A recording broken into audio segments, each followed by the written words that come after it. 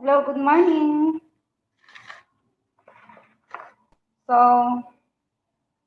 magluto tayo ngayon ng, wait lang, walang light. Fish tause. So, ito yung ingredients natin. Meron tayong una isda. So, itong isda ay pinirito na po ito. Tapos meron tayong tause o black beans. Ayan.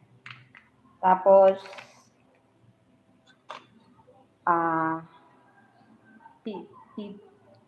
pepper, ginger, garlic, onion. So, yun yung mga ingredients natin. Asin, paminta, dahon ng sibuyas. So, ganun lang kasimple ang ating pong mga ingredients sa pagluluto ng fish tause.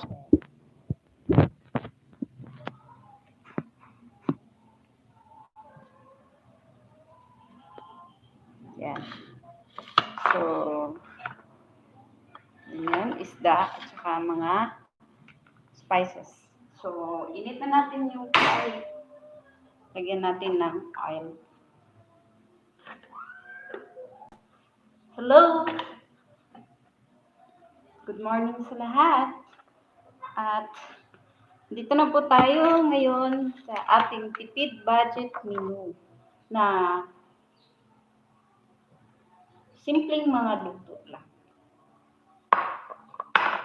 Na sarap siya, pero nakakatipid tayo sa ating budget. I think mainit na ang kawali. So, lagyan natin ng oil.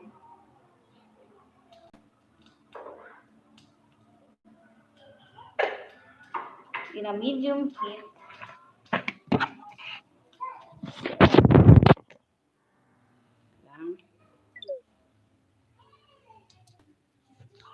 Hello, good morning. Sis Eileen. Shout out kay Eileen. Shout out sa ating mga viewer. Mga viewer, isa pa lang. Good morning. So, lagyan na natin ng garlic.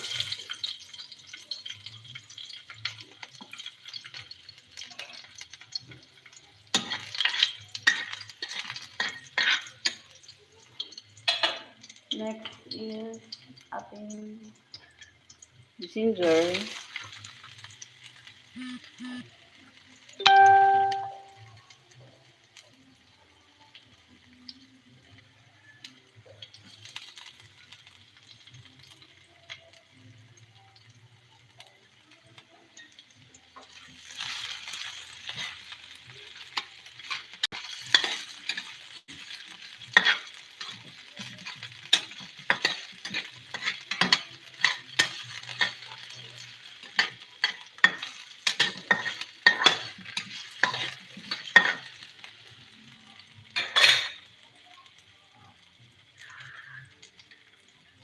Tapos yung ating onions. So, ang dami, malalaki yung onions natin, isang piraso yan.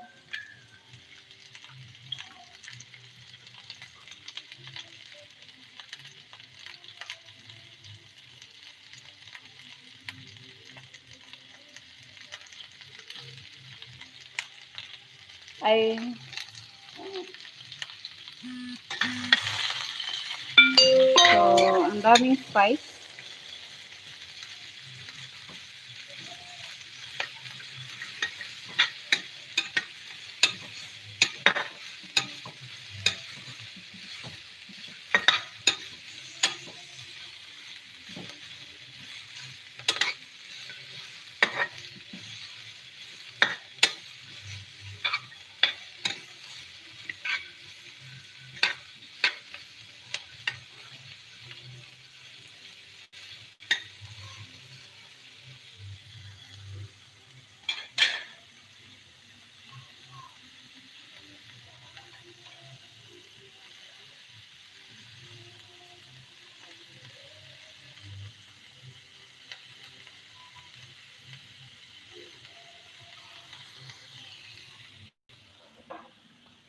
Since wala tayong bangus, kaya ang ating ginamit na fish ay burot. So, okay lang din naman, walang bangus. Pero usually, ang ginagamit talaga na para sa fish house is bangus. So, sa akin, pwede na ito.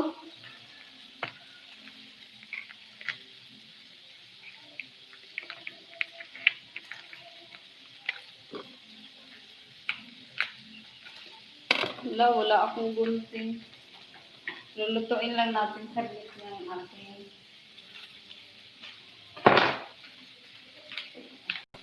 lalagay na natin yung tause o black beans.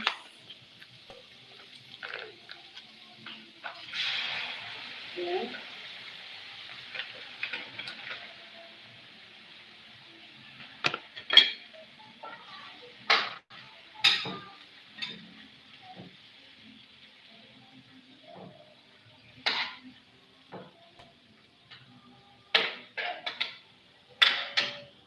So, yung 1 pack na tause ay nilunod na natin.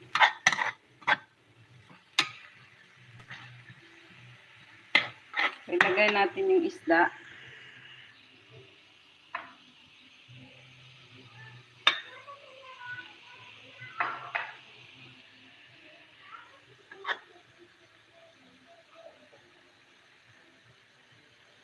Ano nangyari sa kanyang ulo?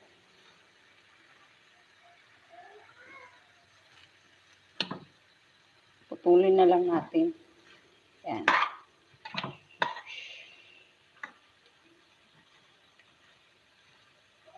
So,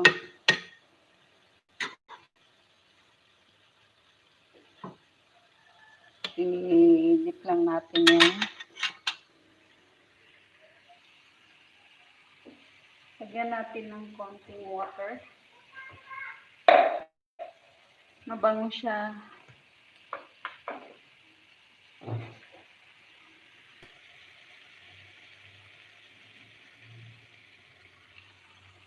And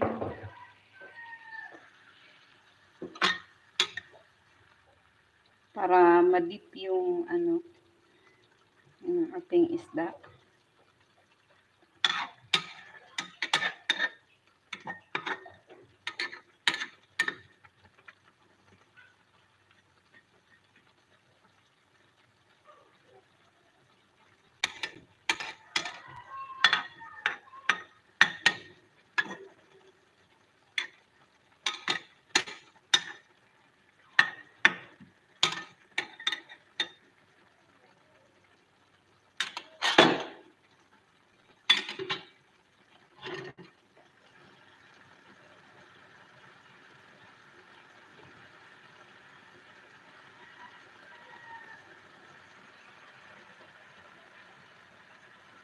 Lagay natin yung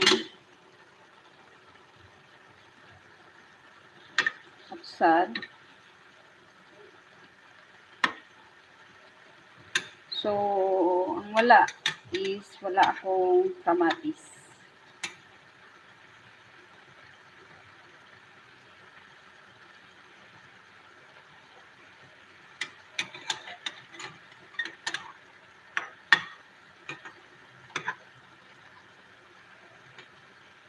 So,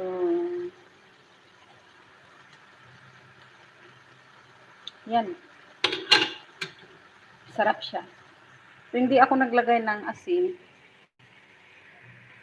Kasi dahil doon sa tause. So, kung halimbawa kulang sa alat, pwede po nating dagdagan. So, maglagay ako ng paminta. Wala na palang paminta eh.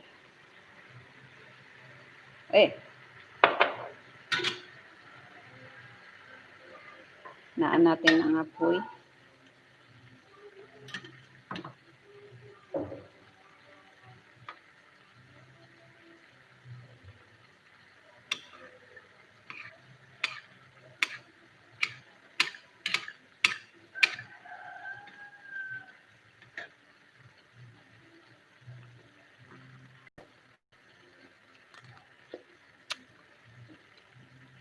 medyo maalat siya konti. Kaya dagdagan ko ng water. So, kaya kumukukulo kagad yan, nilalagay ko na water kasi hot water yan. So,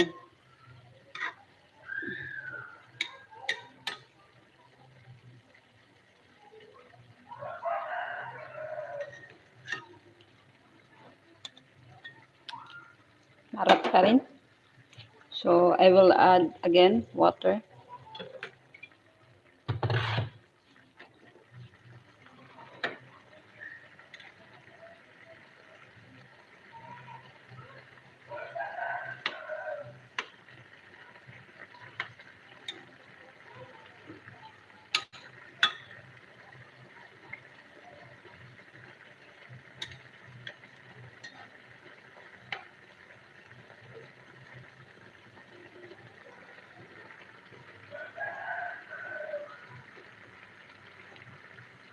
So, ako lang yata ang nagluto nito na hindi bangos.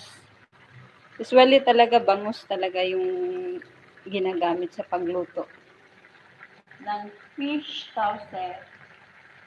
Fish with salted black beans.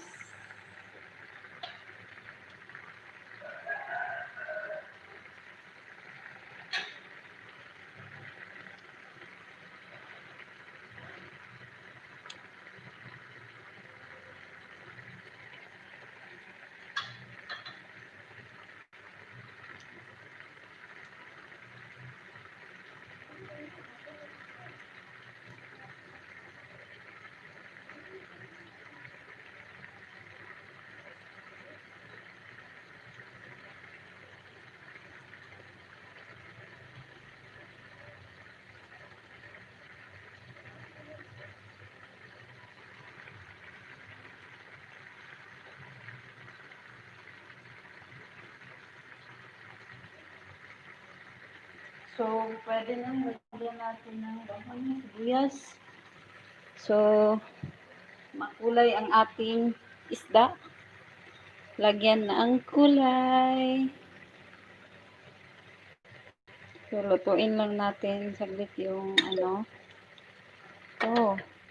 Good morning! Wow! Merong super chat from Rondia Vlog. Opo. Ngayon lang din ako nakapagluto nito. Kumusta pala kayo dyan?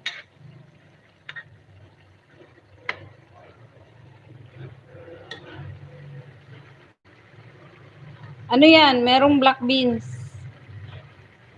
Salamat po sa ating super chats. Meron tayong 50 super chats from Rondia Vlog.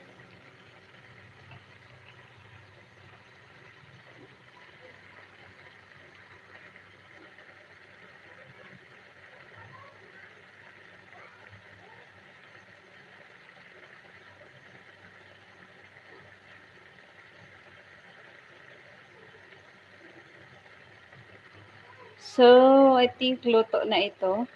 Hello, good morning sa ating viewers na 3.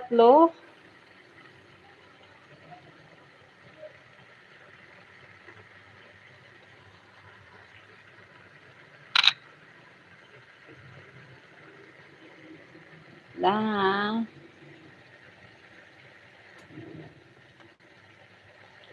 So, I think luto na siya. Good morning sa inyong lahat dyan.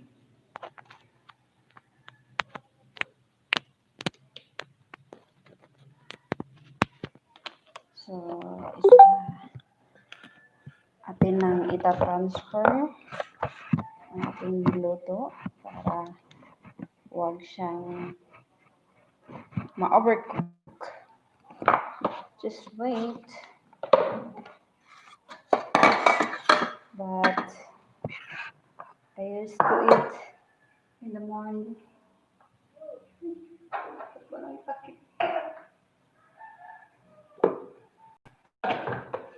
Wait lang, guys. Saan ba yung lalagyan ko?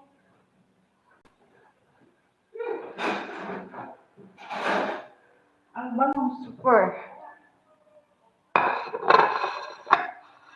So, ready na ba kayo?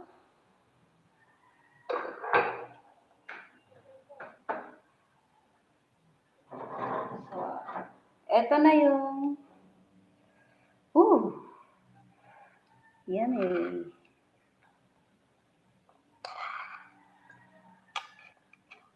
Wait lang. Ang init, guys. Napakainit na pangasiwa. Nahirapan ako. And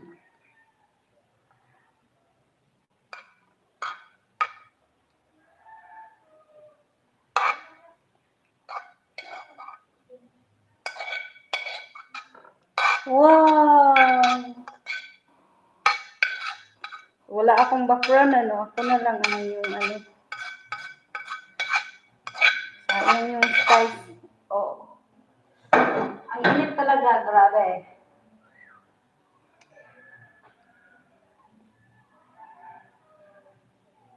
Oh, ayan na. Dito pala. And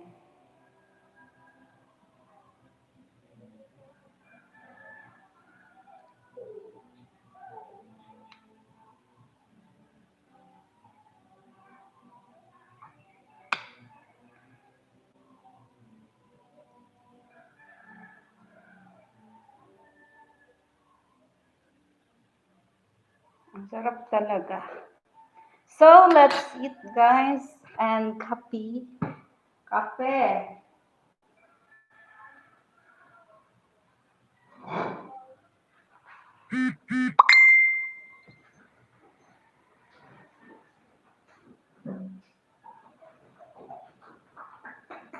Mating kung masarap itong niluluto ko.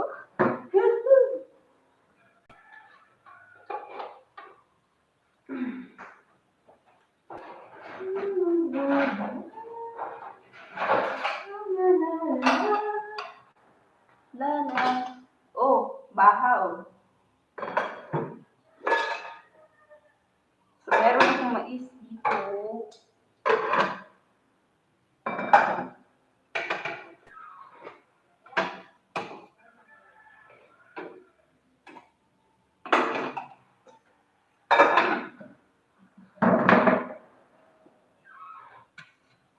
Nakakita ang mukha ko. So, tikman natin itong niluluto ko kung masarap siya.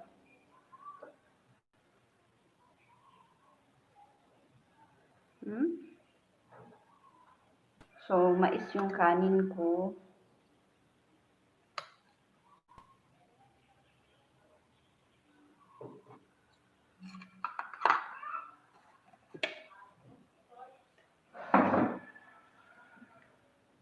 So, ito na, guys.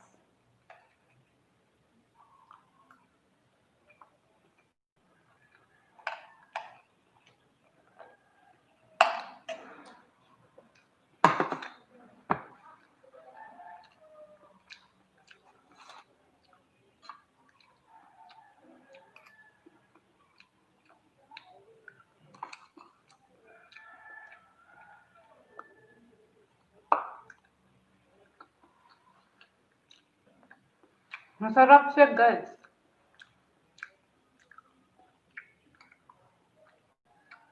Actually, gusto ko ng tause.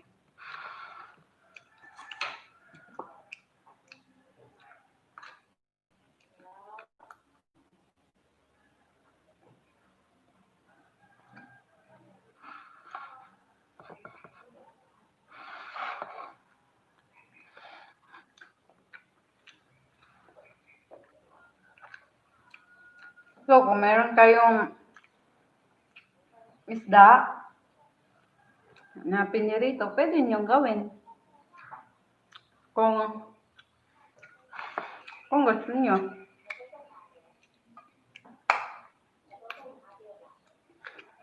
Pero para sa akin, okay na ito. Lalo na mga bata gusto ng mga yung paulit-ulit na lang, magsasawa din. Mga ulam. So, try something, yung mga bago sa kanilang mga paningin at mga panlasa.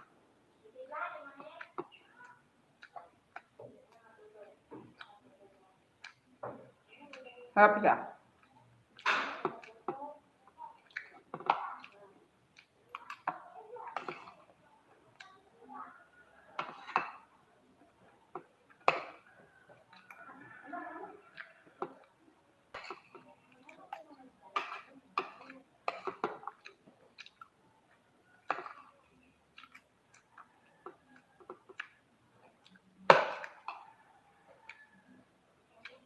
At saka maraming spice.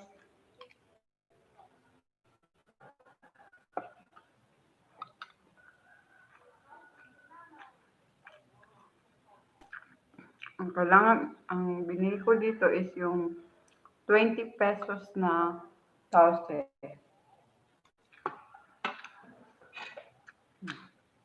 20.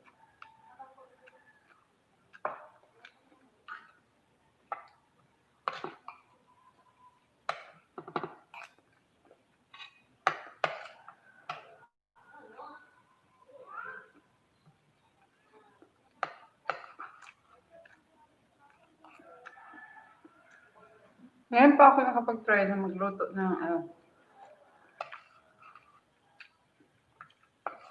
yung onion na malaki.